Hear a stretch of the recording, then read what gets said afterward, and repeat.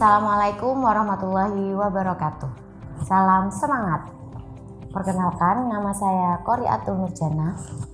Pada kesempatan kali ini kita akan belajar tentang kerajinan limbah organik. Apa itu limbah organik? Limbah organik merupakan sisa bahan atau sampah yang dapat didaur ulang dan berasal dari makhluk hidup seperti sisa makanan, kotoran hewan, ataupun limbah tanaman. Limbah organik terdiri dari dua, limbah organik basah dan limbah organik kering. Limbah organik basah memiliki kandungan kadar air yang cukup tinggi seperti sisa bahan makanan dan kotoran hewan. Biasanya limbah organik basah didaur ulang menjadi pupuk kompos. Yang kedua, limbah organik kering. Limbah yang memiliki kadar kandungan air cukup sedikit seperti cangkang telur, kulit bawang, kulit jagung, serabut kelapa, tempurung kelapa, dan masih banyak yang lainnya. Cangkang telur. Cangkang telur merupakan limbah organik kering yang memiliki karakteristik mudah pecah, rapuh, dan biasanya digunakan untuk membuat kerajinan kolase, hiasan dinding, kap lampu, dan masih banyak yang lainnya. Selanjutnya ada kulit bawang. Kulit bawang memiliki karakteristik mudah terbakar dan mudah busuk jika terkena air. Biasanya kulit bawang di sini digunakan untuk membuat kerajinan bunga ataupun hiasan yang lainnya. Bisa juga dibuat kolase. Selanjutnya ada kulit jagung. Kulit jagung bisa kita temukan di lingkungan persawahan atau pertanian. Biasanya kulit jagung di sini digunakan sebagai kerajinan bunga ataupun sebagai boneka. Kulit jagung memiliki karakteristik sangat mudah terbakar, mudah dibentuk, mudah busuk jika terkena air. Selanjutnya, serabut kelapa. Serabut kelapa memiliki karakteristik mudah terurai, mudah terbakar, dan mudah dibentuk dengan cara dipilin.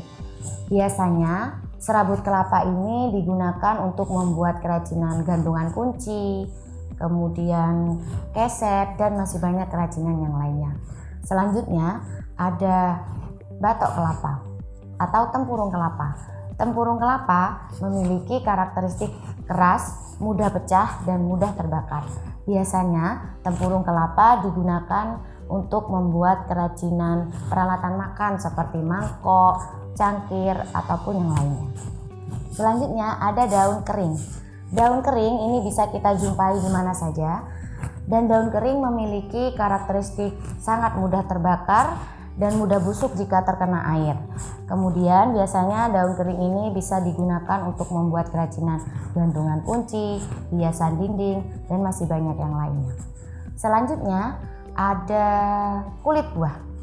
Kulit buah ini biasanya kita jumpai di pasar, di limbah dapur, ataupun di lingkungan perkebunan. Nah, biasanya kulit buah ini bisa kita gunakan sebagai kerajinan tas ataupun kerajinan yang lainnya. Nah, kulit buah memiliki karakteristik mudah busuk, harus dikeringkan terlebih dahulu, dan mudah dibentuk. Selanjutnya ada serbuk kayu. Serbuk kayu ini biasanya kita temukan di lingkungan industri, biasanya mebel. Itu memiliki karakteristik mudah terbakar, harus dikeringkan terlebih dahulu. Biasanya dibuat kerajinan gantungan kunci, pot, atau media tanaman. Selanjutnya ada potongan kayu. Nah, potongan kayu ini juga bisa kita temukan di lingkungan perkebunan ataupun lingkungan industri seperti mebel. Biasanya potongan kayu ini dibuat kerajinan figura, kemudian vas bunga, ataupun masih banyak kerajinan yang lainnya. Potongan kayu memiliki karakteristik mudah terbakar, mudah dibentuk, dan harus dikeringkan terlebih dahulu.